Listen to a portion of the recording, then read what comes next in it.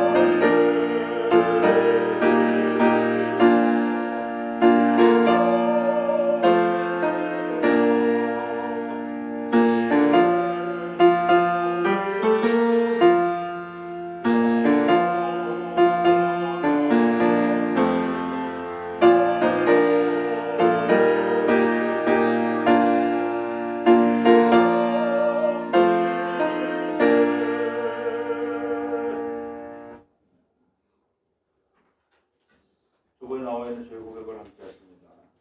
주님, 우리는 의로우신 하나님을 예배하면서도 불의한 모습으로 살아갑니다.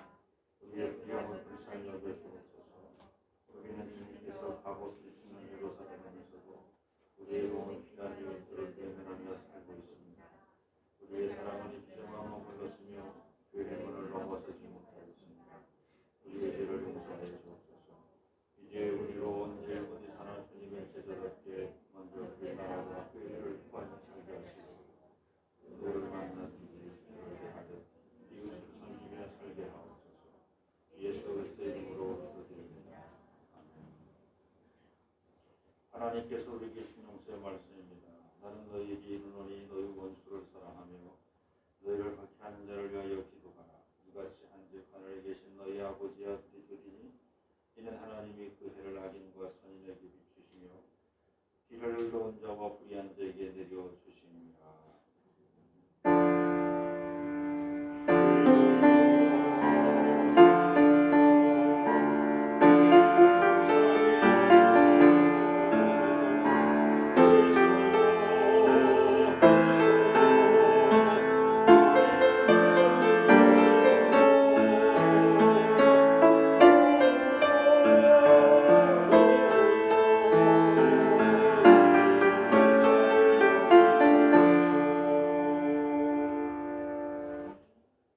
교동은 22번 시편 37편입니다. 악을 행하는 자들 때문에 불평하지 말며 불의를 행하는 자들을 시게 하지 말지어다.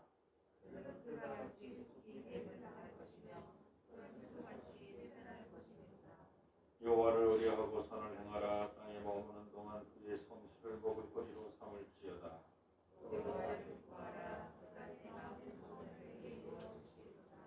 내 길을 여호와께 맡기라. 그를 의지하면 그가 이루시고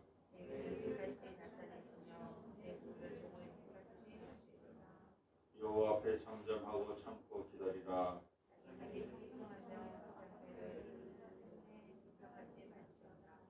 오늘 드시고 너를 버리며 불평하지 말라. 오히려 악을 만들 뿐이라. 사도신경으로 신앙 고백하십니다. 전능하사 천지를 만드신 그 외아들 주 예수 그리스도를 믿사오니 이는 성령으로 영원히 행하시고 본디오 빌라도에게 고난을 받으사 십자가에 못 박혀 죽으시고 장사한 지 사흘 만에 죽은 가운데서 다시 살아나시며 하늘에 올라가사 전능하신 분은 그냥 죽으시다가 저리로서 산자와 존재하신 하나님이시라. 성령을 믿사오니 거룩한 무교와 중보가 서로 통하는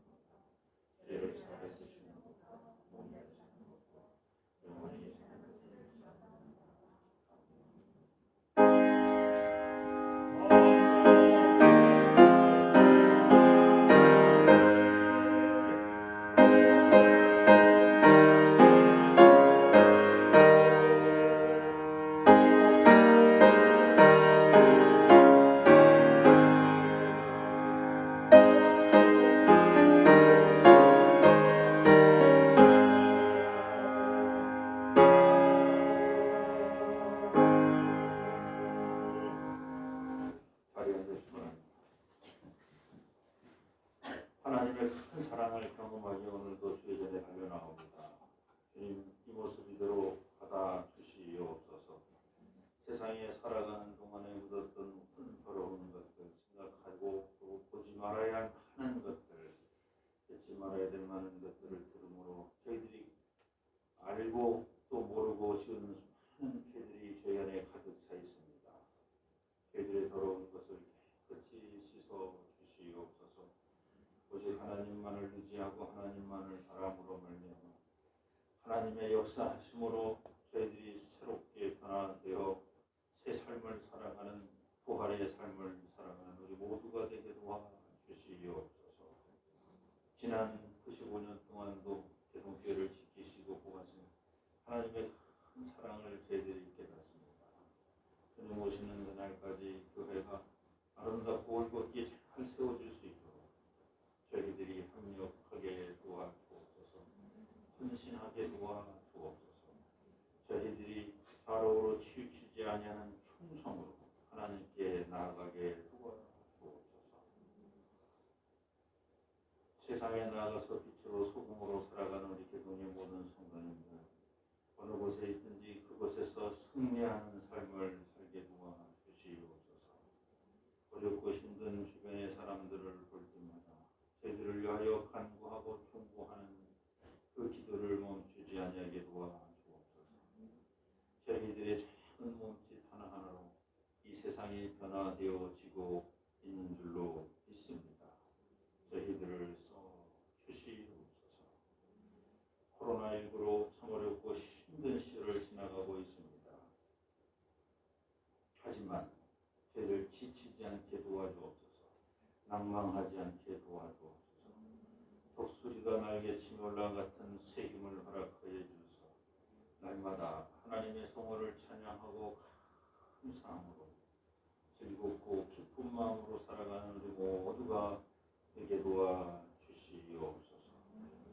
오늘도 귀하고 복된 말씀 함께 나눌 때 그 말씀이 저희의 영과 혼과 골수를 쪼개 묻어남는 말씀이 되게 도와주시옵소서. 훌륭한 영의 양식이 되어서 저희들의 삶에 큰 디딤돌이 되게 도와주시옵소서. 교회 안에 있는 많은 기관들 하나님 친히 역사하여 주옵소서. 세우신 일꾼들 한 사람 한 사람 성령의 두루마리를 입혀 주시옵소서. 사람의 지혜가 아닌 하나님의 은혜와 능력으로 그 모든 기관들을 잘 이끌어갈 수 있도록 지도력을 허락하여 주시옵소서. 오늘도 하나님 홀로 영광 찬양받아 주실 줄로 믿사오며 예수님의 이름으로 감사하며 기도드립니다.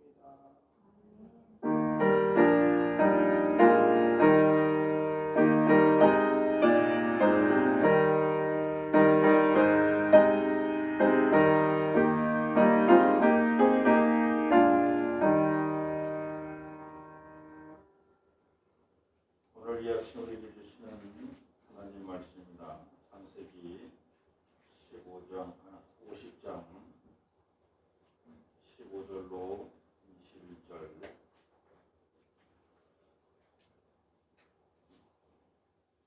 창세기 50장 15절로 21절 제가 공독합니다. 요셉의 형제들이 그들의 아버지가 죽었음을 보고 말하되 요셉이 혹시 우리를 미워하여 우리가 그에게 행한 모든 악을 다 갚지나 아니할까 하고 요셉에게 말을 전하여 이르되 당신의 아버지가 돌아가시기 전에 명령하여 이르시기를 너희는 이같이 요셉에게 이르라. 내 형들이 내게 악을 행하였을지라도 이제 바라건대 그들의 허물과 죄를 용서하라 하셨나니 당신 아버지 하나님의 종들인 우리 죄를 이제 용서하소서 하니 요셉이 그들이 그에게 한 말을 들을 때에 울었더라. 그의 형들이 또 친히 와서 요셉의 앞에 엎드려 이르되 우리는 당신의 종들이니이다. 요셉이 그들에게 이르되 두려워하지 마소서. 내가 하나님을 대신하리이까. 당신들은 나를 해하려 하였으나 하나님은 그것을 손으로 바꾸사 오늘과 같이 많은 백성의 생명을 구원하게 하시려 하셨나니 당신들은 두려워하지 마소서. 내가 당신들과 당신들의 자녀를 기르리이다 하고 그들을 간곡한 말로 위로하였더라.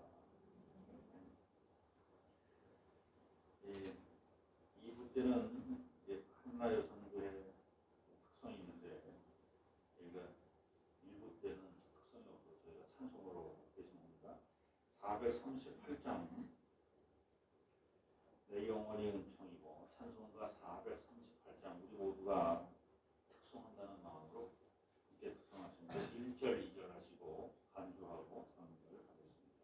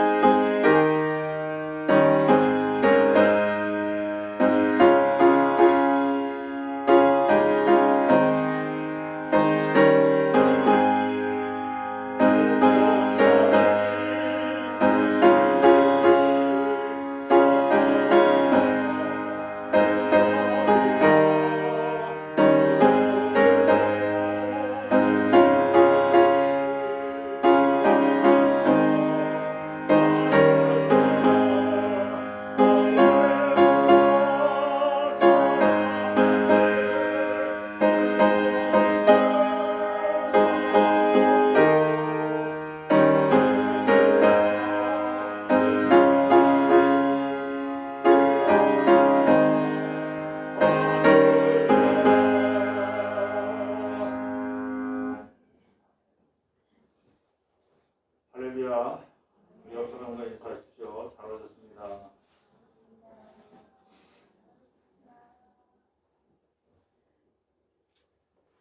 사람으로 살면서 사람으로 감당하기 힘든 일이 여러 있습니다. 그 중에 하나가 선한 일과 악한 일을 구분하며 사는 일입니다.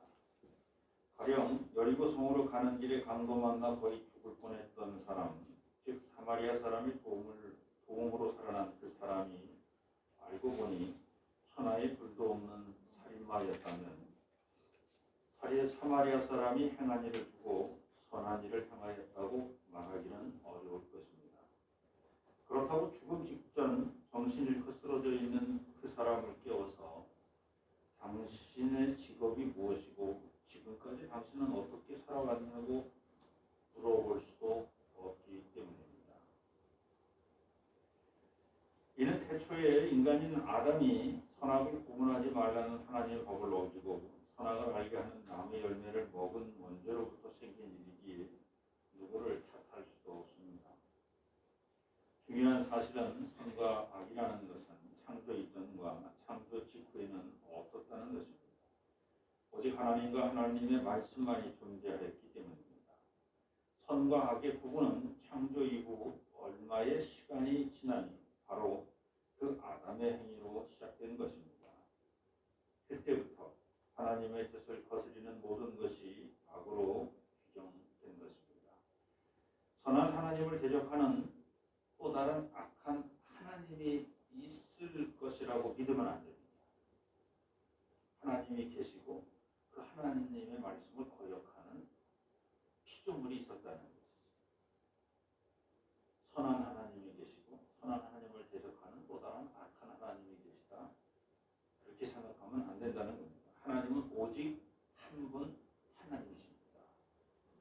그러므로 성경에서 말씀하시는 악은 구체적으로 그 어떤 죄가 아니라 하나님의 뜻을 거역하는 모든 것을 말하고 하나님의 말씀을 거역하고 대적하는 모든 행위를 죄로 보는 것입니다. 그 악은 오늘도 스스로를 하나님과 동등한 존재로 만들고 태초에 선한 하나님과 악한 하나님이 공존했었다는 것, 그 거짓을 사람들에게 전파하고 그 둘 중 하나를 반드시 선택하도록 거짓말을 합니다. 그러나 우리는 반드시 깨달아야 합니다. 하나님은 오직 한 분 하나님이십니다. 그러므로 피조물인 사람이 전지전능하신 하나님께서 창조하신 세계와 그 안에 사는 창조물들을 바라보며 우리의 임의대로 어느 것은 선하고 어떤 일은 선하고 어떤 사람은 악하고 어떤 일은 악하고 이렇게 구분지어서는 안 된다는 말입니다. 그 모든 것은 하나님의 창조 질서 안에 들어있는 창조물이요 하나님의 뜻이기 때문입니다. 그래서 예수 그리스도는 우리에게 오직 선하신 분은 하나님 한 분뿐이라고 가르쳐 주신 것입니다. 바울 사도는 선과 악으로 구분하려는 사람과 달리 하나님께서는 모든 것을 합력하여 선을 이루신다고 고백합니다.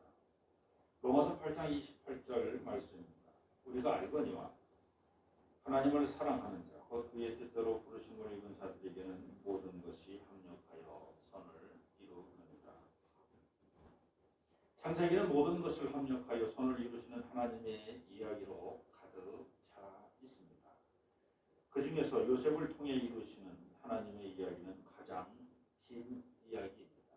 단일 이야기 중에서 창세기가 50장으로 되어 있는데 50장 중에서 무려 13장이 요셉의 이야기입니다. 요셉의 이야기가 다른 이야기들보다 흥미를 끄는 이유는 많은 사건과 사건 속에서 요셉과 10명의 형들이 변화되는 과정을 생생하게 볼 수 있고 또 모든 것을 손으로 바꾸시는 하나님을 만날 수 있기 때문입니다. 요셉이 변화되는 이야기는 우리에게 너무나 잘 알려져 있습니다. 간략하게 요약하면 이렇습니다. 요셉은 형들에게 팔려가기 전에 12아들 중에서 아버지의 사랑을 독차지하고 있었던 아들이었습니다. 또한 그는 형들을 감시하며 형들의 잘못된 행위를 아버지에게 보고하다가 형들에게 미움을 받던 그런 동생이었습니다. 그런 요셉이 하나님의 뜻을 이루는 사람으로 변화됩니다. 요셉의 변화는 매 순간 닥쳐왔던 죽음과 부활의 경험에 있었습니다. 형제들이 들판에서 양을 치던 중 꿈꾸는 동생 요셉을 보자마자 죽이려고 모의하고 달려듭니다.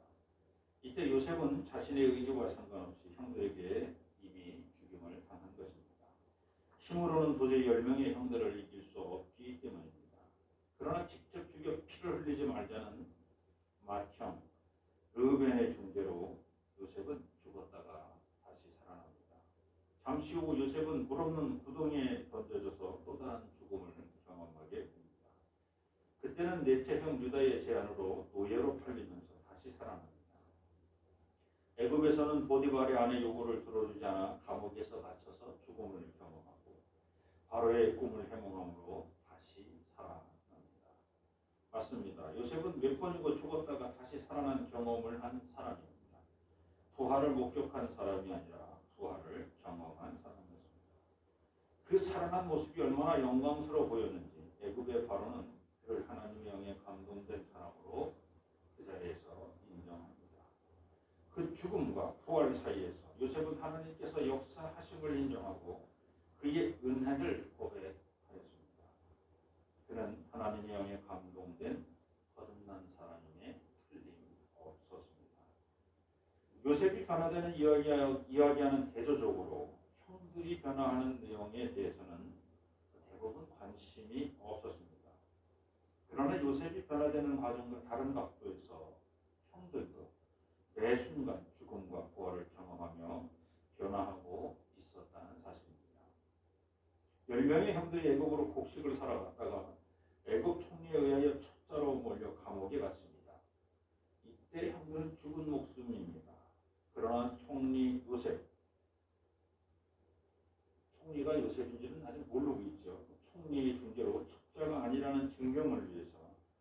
베냐민이라는 막내를 데려오라고 말합니다. 요셉이 둘째 형 시몬을 인질로 삼아 막내 베냐민을 데려오게 하는 장면이 이 장면입니다. 그리고 막내가 도착하자 그들 모두를 살리고 자기 집으로 데리고 가서 연회를 베풀고 대접합니다. 물론 자신의 정체를 밝히지 않습니다. 며칠이 흘러 형제들이 아버지 야곱이 있는 고향으로 돌아가게 되었을 때 요셉은 베냐민의 짐에 자신의 금잔을 몰래 넣어 베냐민과 그 형들을 모함합니다. 다만 여기서 살 수 있는 길은 베냐민만을 두고 간다면 살려주겠다고 말합니다. 이미 총리 집에서 대접을 받고 금잔을 훔쳤다는 것만으로 이게 사실이든 사실이 아니든 다 죽은 목숨들입니다. 근데 베냐민만 두고 간다면 다 살려주겠다라고 했습니다. 이때 베냐민과 아버지 야곱에 대한 넷째 형 유다의 한곡한 변론으로 요셉의 마음이 감동됩니다. 베냐민마저 두고 가면 우리는 우리 아버지는 죽을 것이고 우리는 아버지를 죽인 죄인들이 우리가 예전에 동생이 하나 더 있었는데 그 동생을 이 형제, 이 엄마하고 같은 베냐민과 같은 형제의 동생이 있었는데 그 동생은 죽인 기억이 있어서 그래서 이번만은 안 됩니다. 우리를 다 죽이시더라도 베냐민은 가야 된다. 이런 이제 유다의 변론이 있었죠. 그때 요셉이 감동이 돼서 자신의 정체를 밝히죠. 형들이 죽었다가 다시 살아납니다. 요셉이 자신의 정체를 밝힌 바로 그때 형들은 아무 말도 하지 못하였다고 기록합니다. 창세기 45장 3절 말씀입니다. 요셉이 형들에게 이르되 나는 요셉이라 내 아버지께서 아직 살아 계시니까 형들이 그 앞에서 놀라서 대답하지 못하더라. 너무 감격해서 대답을 못한 것이 아닙니다. 형들은 도둑의 누명을 벗고 살아났다고 안심된 순간 눈앞에 서 있는 애굽의 총리가 자신들이 죽였던 동생 요셉이라는 소리에 다시 죽음의 구렁텅이에 빠졌기 때문에 대답을 못한 것입니다. 이때 요셉은 자신을 살려주신 하나님의 역사심을 고백하고 하나님께 영광을 돌립니다. 그러면서 형들을 살려주는 거죠. 창세기 45장 5절입니다. 당신들이 나를 이곳에 팔았다고 해서 근심하지 마소서, 한탄하지 마소서. 하나님이 생명을 구원하시려고 나를 당신들보다 먼저 보내셨나이다. 형들은 요셉의 용서를 믿을 수가 없습니다.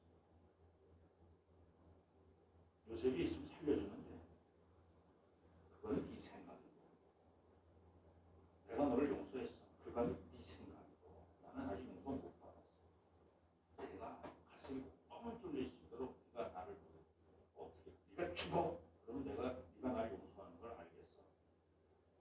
이런 바보 같은 사람이 있습니다. 이런 어깃장을 부리는 사람들이 우리 주변에 생각보다 많습니다. 어쨌든 요셉은 요셉 나름대로 열심히 용서하고 살려주는데 형들은 믿을 수가 없습니다. 창세기 45장 24절 아버지를 모시고 오라고 돌려보내는 그 과정에서 요셉이 형들에게 이런 얘기를 합니다. 이에 형들을 돌려보내며 그들에게 이르되 당신들은 길에서 다투지 말라. 길에서 뭘 다투지 말라는 거예요? 야, 도망가자. 우리 다시 아버지 모시고 돌아가면 우리 무조건 죽는다. 가지 말자. 야, 얘 도망가도 어떻게 도망가냐? 뿔뿔이 흩어져야지. 야, 이제는 우리 형제들이 함께 모여 살 끝났어. 이제 둘씩 해서 나눠서 6군데로 돌아가면 못 찾을 거야. 옛 놈은 살겠지 뭐. 다투지 말라. 의심하지 말라. 두려워하지 말라. 내가 너를 살렸다. 내가 당신들을 용서했다. 아버지 모시고 돌아와라 그냥. 불안하여 애굽으로 돌아가야 할지 아니면 요셉의 눈을 피해 너무 멀리 도망가야 할지 속 다투지 말고 애굽으로 평안하게 돌아오라는 의미로 요셉이 형들에게 전한 말입니다. 요셉은 자신이 진심으로 용서했다는 사실을 형들이 믿지 못할 것이라는 그것까지도 알고 있었습니다. 그래서 두려워하지 말고 아버지를 모시고 다시 돌아오라고 충고한 것입니다. 그러나 형들의 두려움은 거기서 멈추지 않았고 시간이 흘러갈수록 더욱 깊어집니다. 아버지의 장례를 마치고 돌아온 형들의 고백입니다. 창세기 50장 15절. 요셉의 형제들이 그들의 아버지가 죽었음을 보고 말하되 요셉이 혹시 우리를 미워하여 우리가 그에게 하는 모든 악을 다 갚지나 아니할까 하고 요셉에 대한 두려움을 간직한 채 살아가는 형들은 부활을 선포하는 요셉의 고백과는 달리 계속 죽음의 권세를 이기지 못하면서 죽음 속에서 살고 있었던 것입니다. 요셉은 요셉대로 형들을 계속 용서하고 하나님의 역사심을 설명해 보려 했지만 이미 죽은 형들은 죽음의 권세 아래에 있던 형들은 요셉의 용서를 있는 그대로 받아들이지 못했습니다. 그러다 아버지마저 돌아가시자 형들은 아버지 유언까지 거짓으로 만들어냅니다. 창세기 50장 16절에서 17절 전반절. 요셉에게 말을 전하여 이르되 당신의 아버지가 돌아가시기 전에 명령하여 이르시기를 너희는 이같이 요셉에게 이르라 네 형들이 네게 악을 행하였을지라도 이제 바라보는데 그들의 허물과 죄를 용서하라 하셨나니 당신 아버지 하나님의 종들인 우리 죄를 이제 용서하소서 하매 마침내 형들은 아버지의 유언까지 조작하는 것을 조작하게 됩니다. 그런데 그들은 이것으로도 부족할 것 같은지 스스로 요셉의 종이 되겠다고 요셉 앞에 무릎을 꿇고 머리를 조아립니다. 하나님께서 야곱에게 주시어 꾸게 하였던 국군이 이루어지는 장면입니다. 창세기 50장 18절. 그의 형들이 또 친히 와서 요셉의 앞에 엎드려 이르되 우리는 당신의 종들이니이다. 요셉과 그 형제들은 죽음과 부활의 경험을 통해서 하나님께서 합력하여 선을 이루시는 놀라운 경험을 함께 하게 되는 것입니다. 왜? 10명의 형들은 그동안 요셉의 용서를 받아들이지 못하고 계속해서 불안해하며 살았을까? 요셉이나 10명의 형들 모두 죽음과 부활을 경험한 것은 마찬가지였습니다. 그런데 왜 요셉은 육체적 고난 가운데서도 평안함을 누리며 살았고 형들은 육체적인 구속이나 고난이 없었음에도 불구하고 불안한 가운데 죽음의 권세 아래 살고 있었습니다. 그 이유는 간단합니다. 요셉은 자신이 경험한 죽음과 부활 모두를 하나님의 은혜와 뜻으로 여겼기 때문입니다.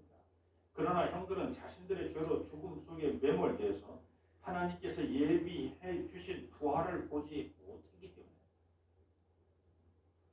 그들이 죽음을 경험했어요. 그럼 죽음을 경험했으면 하나님께 다시 살리시는 부활을 분명히 봐야 되는데 부활을 보고도 믿지 못하는 거죠. 형들은 요셉을 통해 보여주신 부활을 틀림없이 볼 수 있었어요.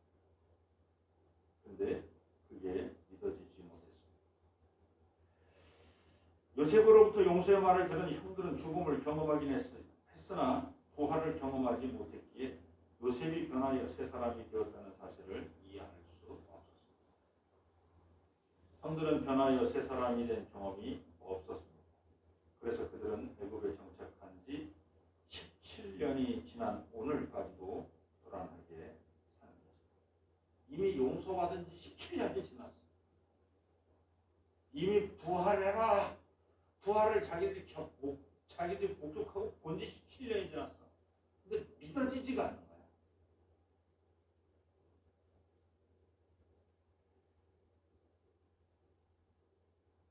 요셉의 생각은 달랐습니다. 요셉이 언제든지 변덕을 부리면 자신들은 죽은 목숨이라고 오히려 그거를 믿었지 요셉이 진짜 우리를 용서해 주었으리라고 믿어지지 않았다는 겁니다. 그러나 요셉의 생각은 달랐습니다. 형들의 행위는 하나님께서 자신을 살려주신 것처럼 형들을 포함한 우리 가족 모두를 살리기 위해서 하나님께서 행하신 일이었다 라고 요셉은 여겼다는 것입니다. 형들이 나를 판 것이 아니라 하나님 나를 먼저 보내신 것입니다. 창세기 50장 19절로 21절. 요셉이 그들에게 이르되 두려워하지 마소서 내가 하나님을 대신하리이다. 당신들은 나를 헤아려 하였으나 하나님은 그것을 선으로 바꾸사 오늘과 같이 많은 백성의 생명을 구원하게 하시려 하셨나니 당신들은 두려워하지 마소서. 내가 당신들과 당신들의 자녀를 기르리이다 하고 그들을 간곡한 말로 위로하였다. 형들이 드디어 살았습니다. 죽음에서 부활을 이제야 경험하게 되었습니다. 오늘 말씀을 정리합니다. 요셉의 죽음과 부활, 10명의 형들의 죽음과 부활 이야기가 서로 섞여서 아주 복잡한 이야기인 것처럼 보이지만 그 주제는 간단합니다. 모든 사건과 사고를 포함한 창조세계에서 일어나는 모든 일, 즉 인간의 생사화복을 주관하시는 분은 오직 하나님 한 분이시며 하나님께서 하시는 일은 언제나 선한 일이다 라는 것입니다. 우리는 육체의 수명이 끝나야 죽음을 경험할 수 있다고 말합니다. 그러나 성경에서는 육체의 수명이 끝나지 않아도 얼마든지 죽음을 경험할 수 있다고. 요셉과 그의 형제들을 보면 알 수 있습니다. 사도 바울도 같은 입장을 취했습니다. 고린도전서 15장 31절 형제들아 내가 그리스도 예수 우리 주 안에서 가진 바 너희에 대한 나의 자랑을 두고 단언하느니 나는 날마다 죽는다. 이 날마다 죽은 바울이 이 말을 할 수 있었던 건 뭐예요? 날마다 다시 살아나기 때문에.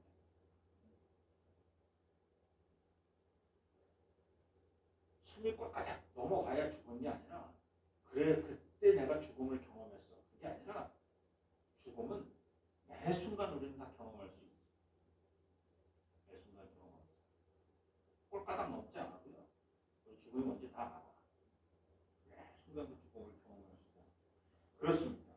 부활은 우리가 가진 육체의 장막이 먼지처럼 사라진 이후 그 언젠가 이루어지는 일이 아닙니다. 일상생활에서 부활은 이미 이루어지고 있었습니다. 일상생활에서 죽음이 우리 눈앞에서 경험되어지는 것은 죽음이 경험되어지는데 그러면 당연히 부활도 경험되어져요. 바울은 부활을 믿지 못하는 고린도 교회 교인들에게 이렇게 말합니다. 고린도전서 15장 35절로 38절입니다. 누가 묻기를 죽은 자들이 어떻게 다시 살아나느냐 어떠한 몸으로 오느냐 하리니 어리석은 자여 네가 뿌리는 씨가 죽지 않으면 살아나지 못하겠고 또 네가 뿌리는 것은 장래의 형체를 뿌리는 것이 아니라 다만 밀리나 다른 것의 발명이 뿐이로되 하나님이 그 뜻대로 그에게 형체를 주시되 각 종자에게 그 형체를 주십니다. 식물의 씨앗도 죽어야 다시 살고 살아난 줄기 가지도 죽을 것은 죽어야 잎과 꽃으로 살아나고 그 잎과 꽃도 다시 또 죽어야 열매로 다시 살아나고 그 열매도 죽어서 씨앗으로 다시 산다는 것을 말합니다.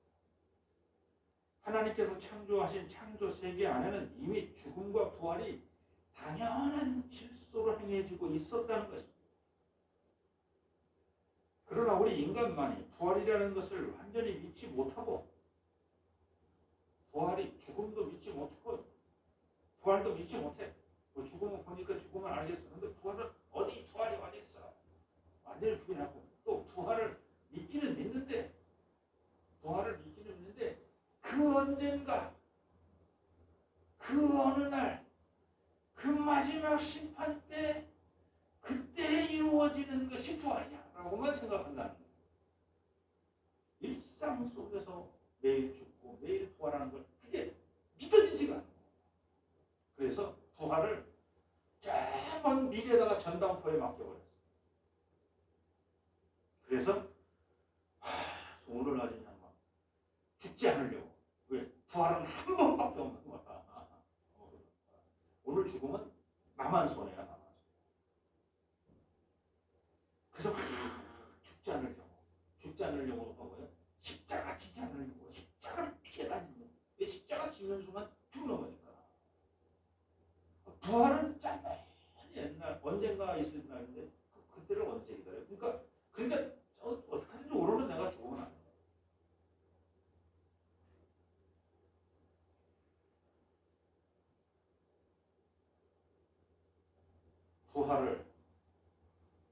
언젠가 먼 미래에 맡겨두지 마시기 바랍니다. 그냥 매일매일 부활하시는 저와 여러분의 되기를 축원합니다. 그리스도인이라면 날마다 죽고 날마다 다시 살아나는 경험은 당연해야 합니다. 그래야 마지막 심판의 날에 새로운 장막을 입고 하나님께서 예비하신 새 하늘과 새 땅에 들어가고 전혀 어색하지 않고 기쁨과 감사함으로 들어가게 될 것입니다. 고린도전서 15장 44절입니다. 육의 몸으로 심고 신령한 몸으로 다시 살아나니 육의 몸이 있은즉 영의 몸도 있느니라. 할렐루야. 하나님 큰 사랑을 날마다 경험하되 날마다 저희들이 고난과 고통 속에 죽음을 경험한다 할지라도 부끄러워하거나 두려워하지 않게 도와주옵소서. 부활의 영광으로 날마다 저희들이 다시 살아나고 있음을 깨닫게 하여 주시옵소서.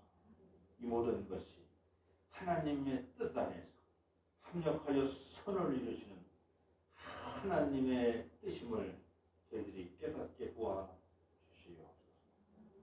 하나님 영광 받아 주시옵소서. 예수님의 이름으로 감사하며 기도드립니다. 우리 다 자리에서 일어나셔서 봉헌송 함께 합니다.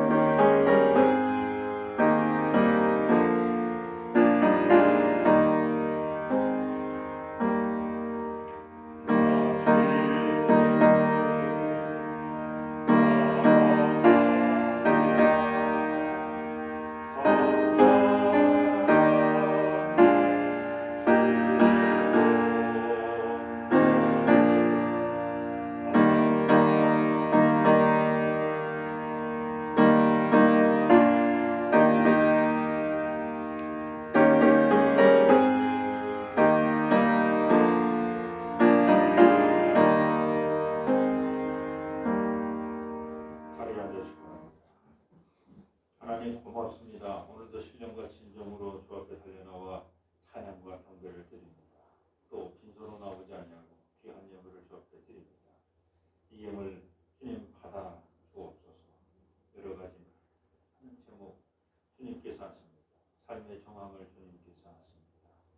그 모든 일들 주님께서 친히 다 풀어주시고 해결하여 주시고 특별히 물질로 인하여 저희들 시험당하지 않고 차고 넘치도록 채워 주옵소서. 또 이 예물 쓰여지는 곳 하나님 친히 역사하여 주시옵소서. 교회 안에 있는 여러 가지 많은 일들 주님께서 합력하여 선을 이루고 계신 줄로 믿습니다. 교회가 세워진 이 지역과 이 주변에 있는 많은 사람들과의 관계성 속에서도 하나님 친히 역사하여 주시옵소서.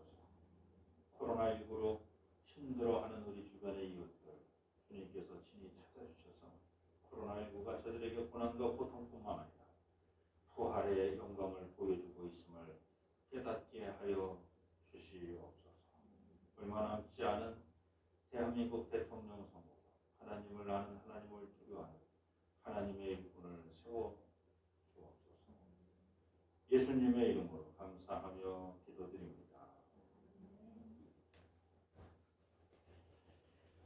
교회 소식 알려드립니다. 예배에 참여하신 모든 분을 우리 주님 예수 그리스도 이름으로 환영합니다. 우리 두 번째 다 같이 한번 읽습니다. 나는 마음과 뜻과 힘을 다하여 가족과 그리고 다음 세대들에게 전달하겠습니다. 아멘. 오늘 2부 예배 후에 기획위원회가 있습니다. 우리 김 변호사님 복산수와 관련돼서 소속 등등 여러 가지 상황이 좀 있습니다. 소속 것을 함께 상의하도록 하겠습니다. 청년부 겨울신혼회가 어제 나도 생각할 수 있다는 식으로 진행된 예정이 있으나 코로나19 취소됐습니다. 그래서 지난주에 찬양되셨던 집사님 한 분이 코로나 확진이 되셔가지고 교회에서 된 건지 교회에서 된 건 아닌 것 같아요. 다들 어쨌든 그래서 연락이 왔어요. 찬양대 주변 사람들 검사 받고 일단은 음성으로 나와서 특별한 문제는 없었습니다만 그래도 수련회 기도해 주시고 또 보내주신 모든 분께 감사를 드립니다. 네, 오늘은 한나여 성교회 신예배로 일구해 드립니다. 교사원 신예배 때는 3월 첫째 주 이 시간에 일구해 줄 때 찬송 시간에 나와서 특송 준비하셔서 특송하시면 되겠습니다. 순서대로 나가고요. 매월 마지막 주는 연합 속회로 예정되어 있으나 오후 예배가 정상적으로 진행될 때 우리가 하겠습니다. 그래서 다음 주는 일상적인 예배로 진행합니다. 사순절기가 3월 2일부터 시작이 됩니다. 이제 얼마 남지 않았습니다. 그래서 4월 16일까지 이번에는 저희들이 그냥 특별 새벽 기도로 40일 동안을 저희가 쭉 그냥 모이겠습니다. 그래서 40일 동안 참석하실 수 있는 분들 참석하시고 그러지 못하면 일주일에 한 번씩 하고 6번, 7번, 17, 6번, 6이 36번, 일주일에 한 번이라도 6번입니다. 6번이면 대단하죠. 그리고 6번은 좀 어렵다면 마지막 주간, 고난 주간 때 또 한번 일주일을 또 참여합니다. 이런 식으로 여러분 스스로가 각자의 사순절기를 어떻게 지낼 것인가를 결단하시기 바랍니다.